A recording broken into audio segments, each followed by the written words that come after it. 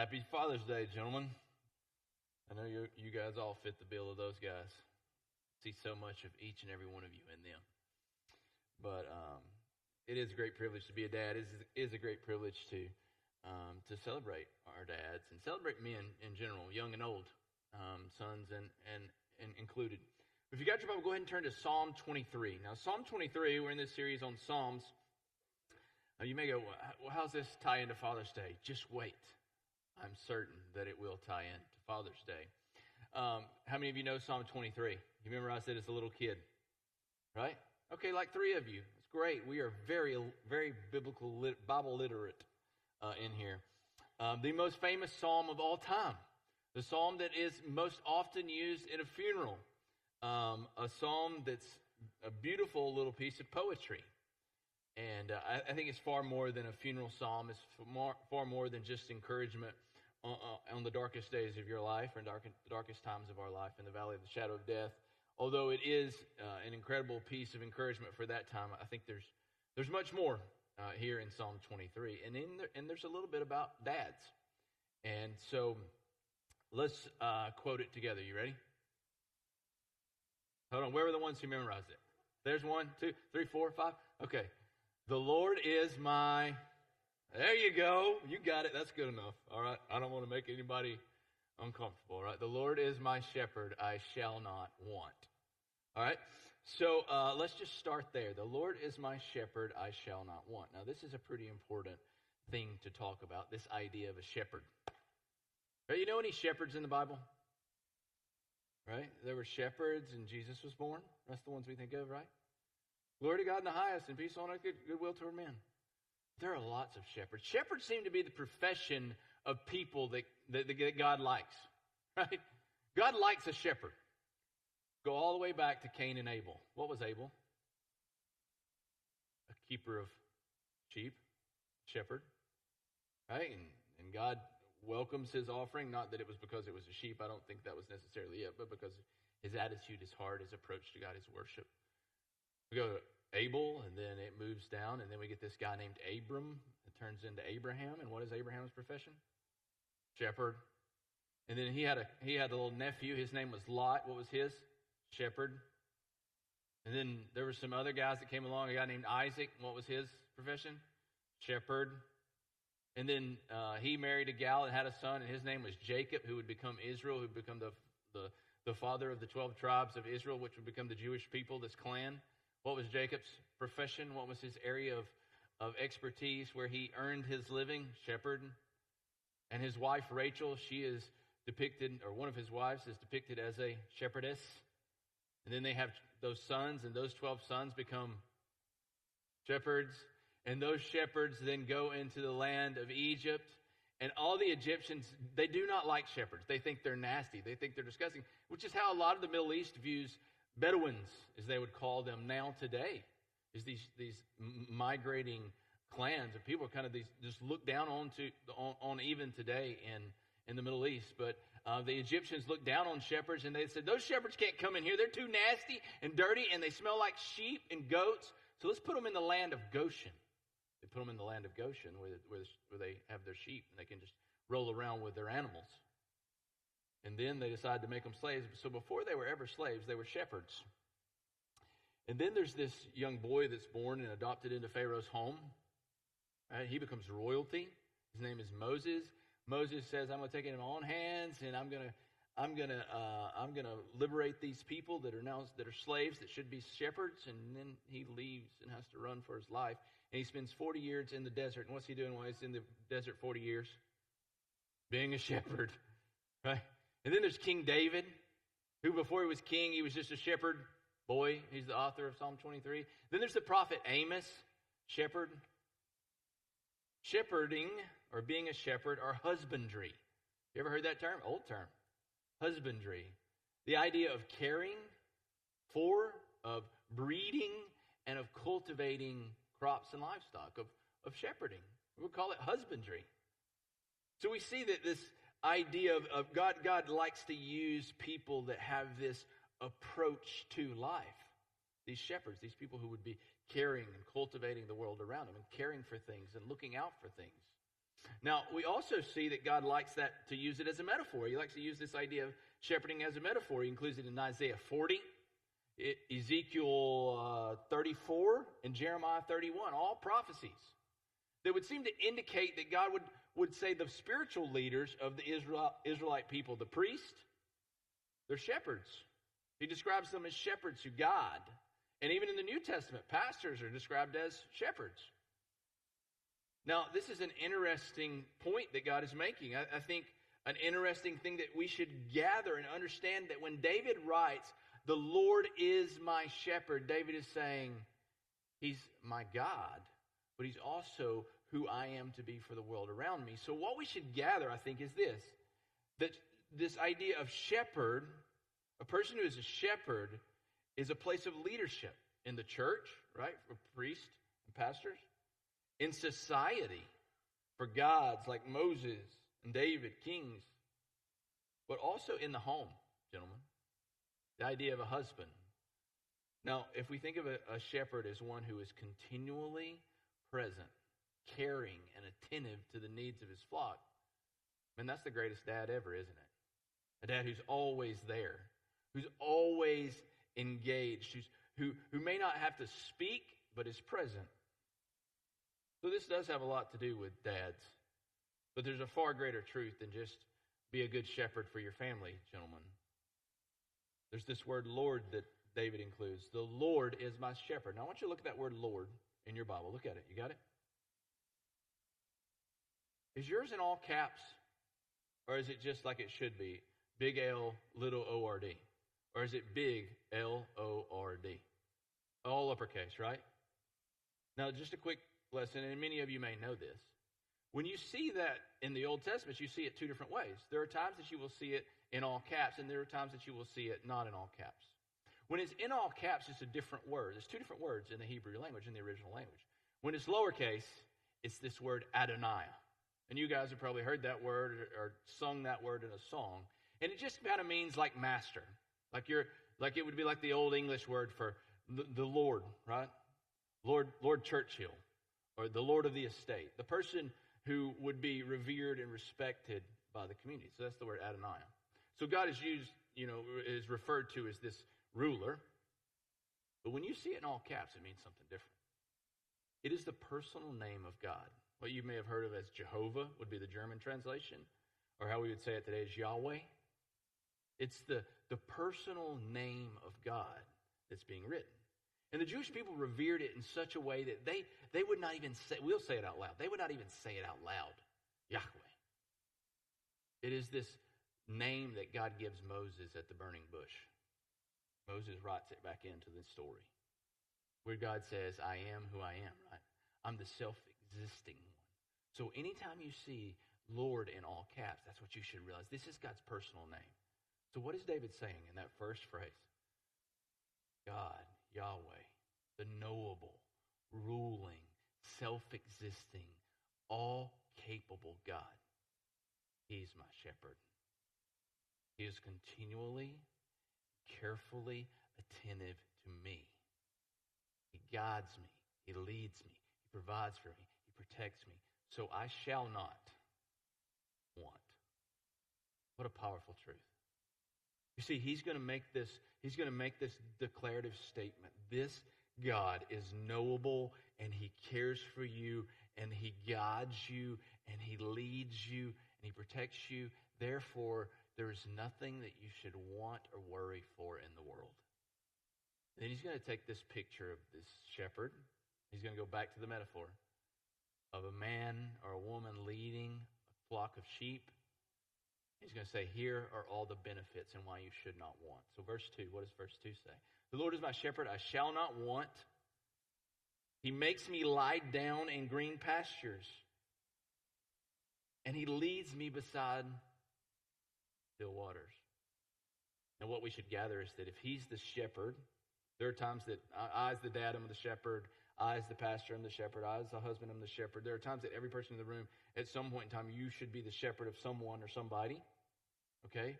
But at this point, God is the shepherd, and you are the sheep. But I forgot the most important part. Turn to John chapter 10.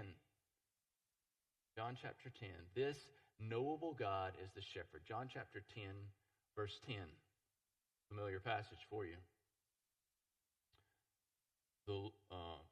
Jesus says, the thief. Oh, I hear pages. You ready? Close? You got the warm. I don't even see the warm glow of blue light on anybody's face. No one's using their phone. That's okay, though. I like the Bible. I like the paper. The thief comes only to steal, kill, and destroy. We talked about that a couple of weeks ago, right? That Satan wants to destroy us. Jesus would say, I have come that they may have life and have it abundantly. And then verse 11, what does he say? I am. What does Yahweh mean? I am. I am the good shepherd. Jesus is the good shepherd. Jesus is the ultimate shepherd. Jesus is the shepherd that David is referring to. Jesus is the shepherd that leads us into near still waters and makes us lie down in green pastures. So what does this mean? Well, if you and I relate that Jesus is the shepherd and I am the sheep, there's some lessons we should learn about sheep. Anybody know anything about sheep? Anybody ever had a sheep? Any shepherds? Sheep ranchers? Goat farmers? I know we got some goat farmers in the house. Right? Goats are much easier than sheep, but they're a lot like sheep. Right? So you and I are sheep. So things about sheep. Sheep, like goats, eat about anything. The problem is, sheep, unlike goats, do not have a great stomach. Right? So they can eat things and then just like a horse, get colic or make them sick. So they'll eat anything because I don't mean to insult you, but they're dumb. Right? They're a little dumb. They'll eat anything without realizing the consequences of what they're eating. And they also will not sit down and lie down until after they've grown full and they're content with their surroundings and they're where there are no predators around. And so when he says, he makes me lie down in green pastures, it's not like he provides a bed for me. It's like he says, no, you're going to be full and you're going to be satisfied and you're going to rest here with me because I'm trustworthy. And then the still waters thing is probably one you may all know, that sheep are not only are they a little bit dumb and they eat dumb things, they're a little bit skittish or a little bit anxious creature. They're anxious creatures, and so they walk up to running water, and the running water is so terrifying that they decide that they'll push their friends in, right? The ones in front, right? So it becomes a stampede because the creek is running. And so it is the shepherd's job to make sure that they're in green pastures where they're eating food that they should be eating, not food that they shouldn't be eating. That they're free from those things that striving, but also that they're free from things that make them frightened, right? And can ultimately lead to their demise. Now, I think what we should gather here when we look at verse 2, if we think about Jesus is our shepherd, so what does that mean for me? He provides. And you heard that before. The Lord provides. Therefore, I shall not worry. Jesus said that, right? He provides, so I don't have to worry. He makes me lie down in green pastures even when I don't realize that's where I'm supposed to be laying down at. He leads me to still waters when I don't even know what still waters look like. He provides, so I don't have to worry. Then verse 3, he restores my soul. He leads me in paths of righteousness for his name's sake. Now back to this idea of sheep and understanding sheep. Remember, they're not the brightest bulbs in the pack, right? They're not the sharpest knife in the drawer. And they're anxious creatures, but they're followers. In fact, there can be creatures of habit in that they follow the same path. You know, like my dog has done this in the flower beds, and it frustrates me, right? Because he runs the same path around the house when he's securing the perimeter, and then there's a trail. But imagine there are hundreds of sheep, and they're in a bog, right, a muddy pasture, and they follow the same path, one right after the other in this line. And what happens after they walk that path over and over and over and over again? Well, they create a rut and a muddy mess. And what do sheep have that goats don't have?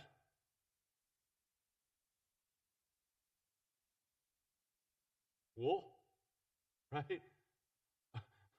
Fur, that's good, right? Hair, right? A mop.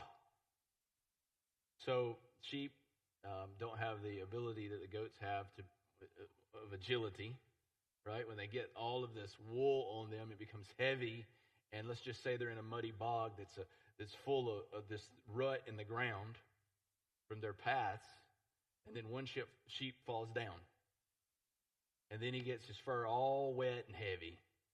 And he's rolling in the mud.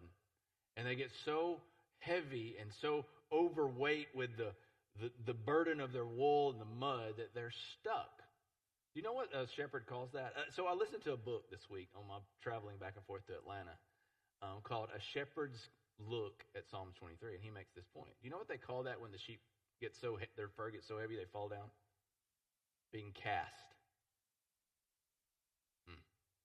Now you get it. Cast down, right?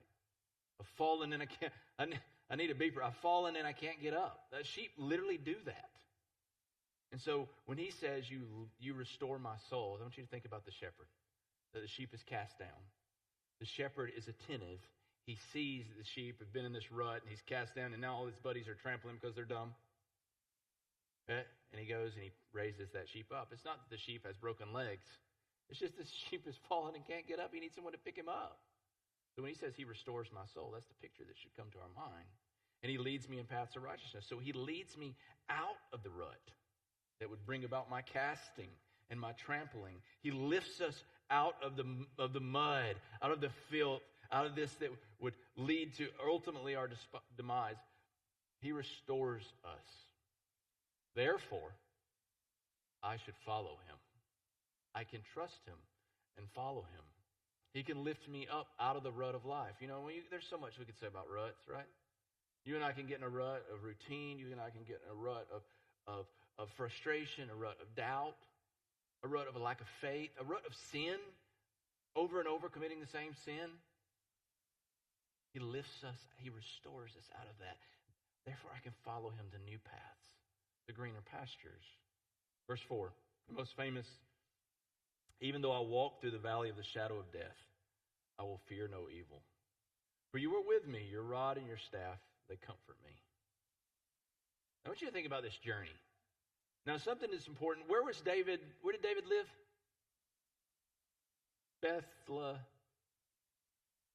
Bethlehem. Right. Bethlehem. About 6 miles, I think it's north of Jerusalem. 6 miles from Jerusalem. On the Judean plateau. What's known as the Judean plateau. Right, it's about 2,500. So kind of sand mountainy. Right? About 2,500 feet above sea level. And it was just a slight uphill journey to Jerusalem. Now, the significance of Bethlehem is called, it means the house of bread. Bethlehem, right? Beth is house, Lehem, bread. House of bread, because it was this very fertile area, this farming village. But there was value in those shepherds that would live in Bethlehem because they could raise their sheep out in the country. And then once a year, they could drive those sheep 6 miles across the Judean plateau to the capital city where everybody needed a sheep to sacrifice for their sins. So there's this economic idea. So David is a boy raising his father's sheep, shepherding the sheep there in Bethlehem. And he would travel across this Judean plateau. But what you need to understand is that David's with those sheep year-round, right? And their climate changes.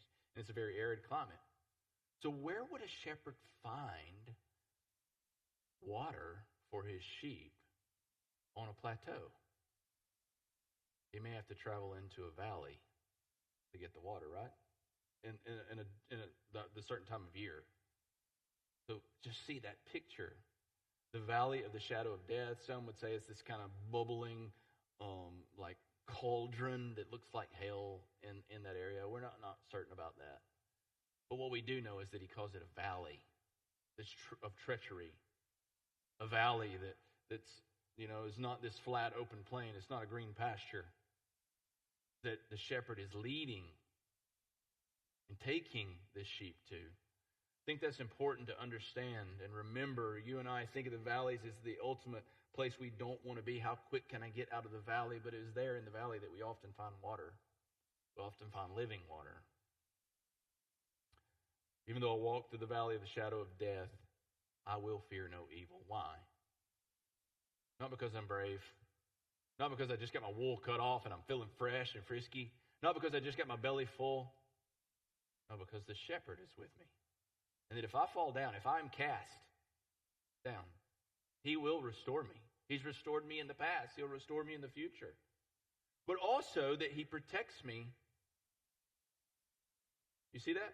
For your rod and your staff, they comfort me. Now, the staff is what Moses got. You know the story. You know the picture, right? Long stick, curve at the top. Right? And that's where if the sheep might fall into a crevasse or crack, he would reach in, hook that bad boy, pick it up. When it's cast down, he might pick it up. But he might use the other end of it just kind of to guide the sheep, to tap them just a little on the right and to the left, to guide them in the direction they might go. But what's the rod? I always kind of thought I was like, why does he use two different words there? Well, the rod looked a lot like this. Now, Keith Langner, who was here earlier today, and Zachary is here. Zachary, your dad made this. It was one of his projects, and I don't know why he made it like this. I think he just had a piece of wood and was playing around, and he thought, I'll dump that on Dustin. I thought, okay, I'll take it. At that point, he's my boss. But the rod, from what I read and learned this week, is a lot like this. The shepherd would keep it kind of in his belt. Now, you may have heard a rod like a gun. You carry a sidearm, referred to as a rod. Right? It's a defensive weapon. So the rod would be small enough that the shepherd could throw it, the shepherd could use it, and the shepherd could hit things that needed to be hit with it. The rod is this idea, this understanding that the rod would be comfort to me. And getting hit with that would not be comfortable to anyone. But it's this idea of protection from predators, from enemies. That the rod would be used against those who would want to bring me harm. The staff would be used to rescue me from myself. So there's this indication that the shepherd protects me from others, and the shepherd protects me from me. Both. Staff protects me from me, and the rod protects me from others. They both are a comfort to me. That if I fall down, he picks me up. That if there is evil at my door, he is there doing battle for me. I think oftentimes we try so hard to do it on our own. We're sheep fighting lions on our own. When what we should be doing is, God, bring the rod. Will you act on my behalf? And you and I can take comfort in that. Now, what we should notice here in verse 4 is the language changes. Language changes a little bit. You notice in verses 1, 2, and 3, he says, he does this, he does this, he does this, he does this. He restores, he leads, he guides, he makes me lie down. And then we get to verse 4, he says, God, you comfort me. So it goes from this proclamation of the things that God has done in my life to the thing that I need him to do right now. It's as if David is in the valley of the shadow of death when he writes it. Your rod and your staff, they comfort me. Now he's gone from talking about God to talking to him.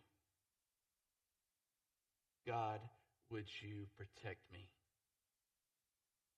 And the answer is, because he protects me, he provides for me, he restores me, he protects me, I can be brave. I don't have to be afraid.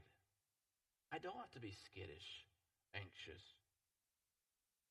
I don't have to be in this constant state of keeping my head above water, of elevating myself above a problem. Why? Because the shepherd is ever present. And he protects me from myself, and he protects me from others.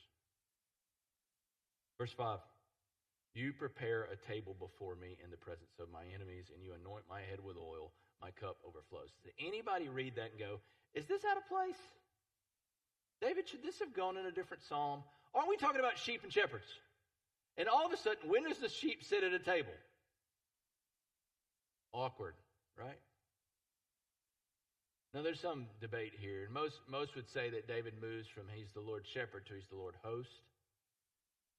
Right? He kind of just says, okay, I give up on the metaphor. I just need to say what I need to say. What's going on in my life right now? And that's probably pretty accurate. But you also should remember that the Judean plateau might look like a table. Right? So you have prepared a place for me, God. And my enemies have not been vanquished. My enemies have not been eliminated or removed. They're very present. Then he says, you anoint my head with oil. Now, I don't know about you, but grease is not in any longer, right? I don't think. Young guys, Hudson is like oil in your hair. VO5 that's out, right? My grandfather still uses VO5, but he's approaching 90, right?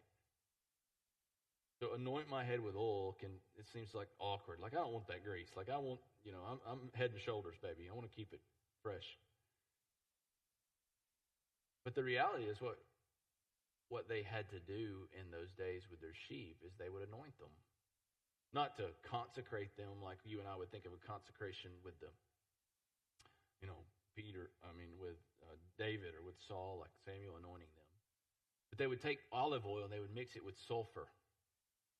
And they would smear it over their sheep's head to keep the flies away. Because if you're a livestock farmer, you know that insects are a problem. And they're a really big problem for sheep. Nasal flies seem to be an issue that, especially in that area of the world, in Palestine.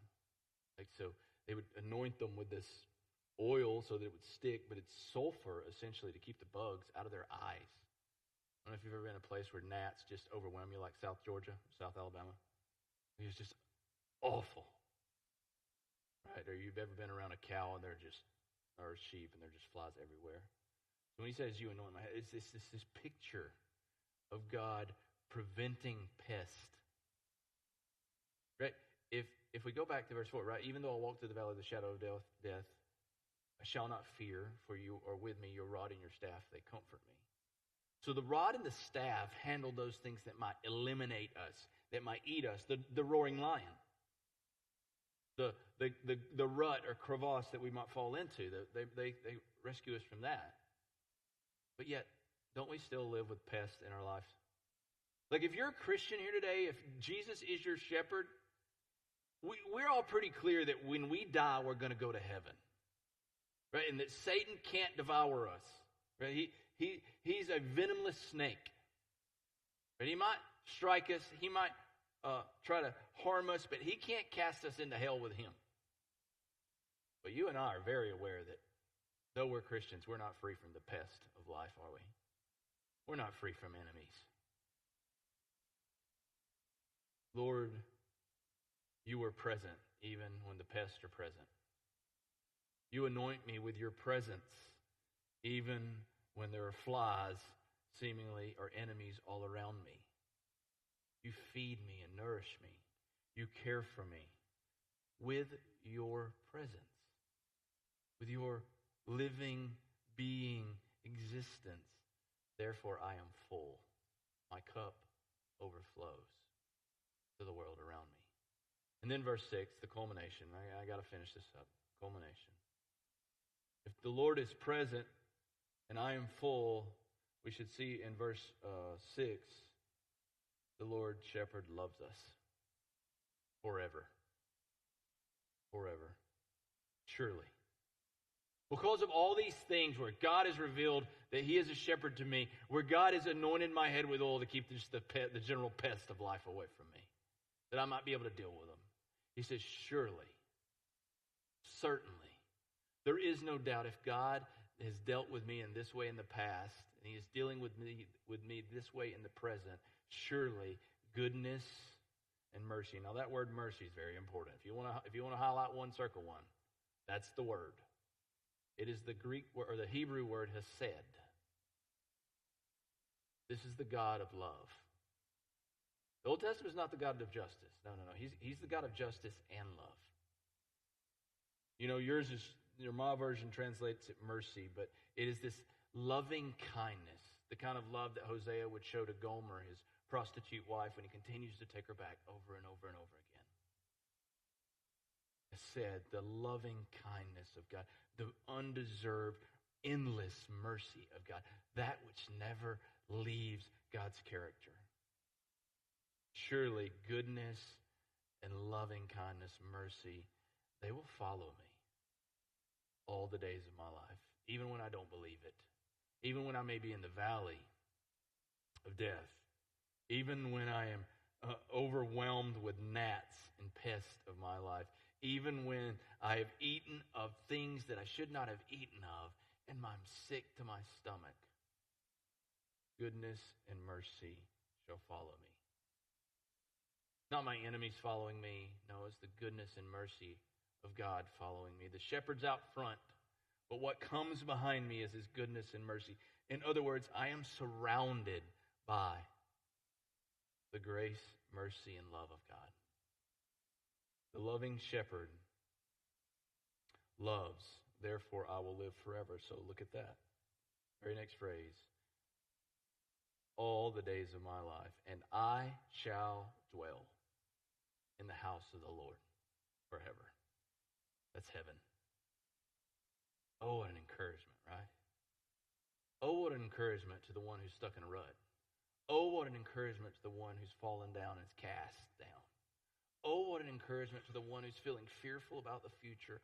Oh, what an encouragement to the one who's dealing with just the general pest of life, who have an enemy that you just can't seem to shake.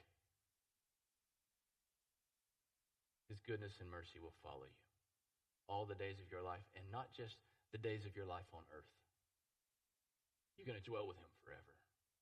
Flip over to Revelation chapter 7. Band, you guys can come on up.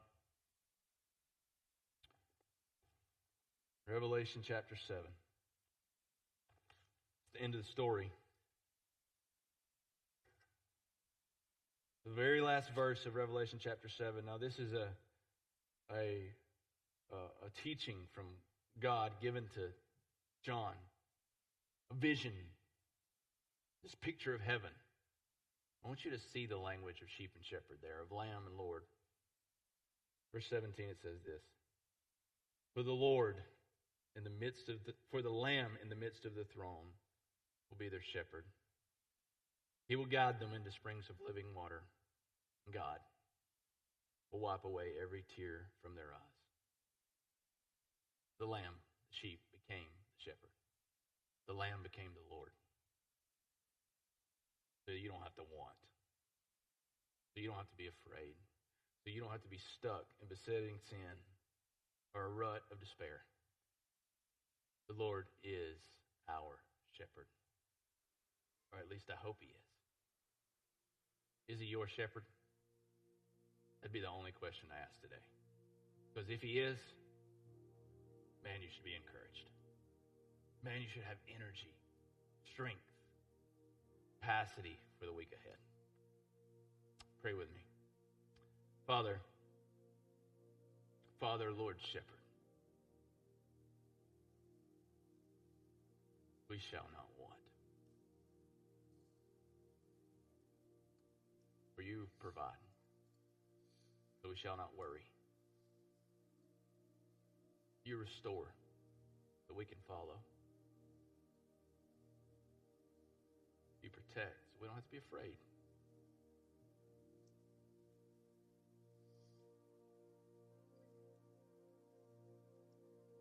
And it's forever. O Lamb of God, worthy are you to be worshipped. Worthy is the Lamb who was slain. May all power and dominion and authority be yours in our lives and in our world. Thank you that you are a shepherd. In your holy name. Amen. You guys stand. We enter into this time of song. I just ask you that question. Is your shepherd? Dad, you will never be the shepherd you need to be for your kids and your family unless God, Jesus, is your shepherd. Unless you've given your life to him.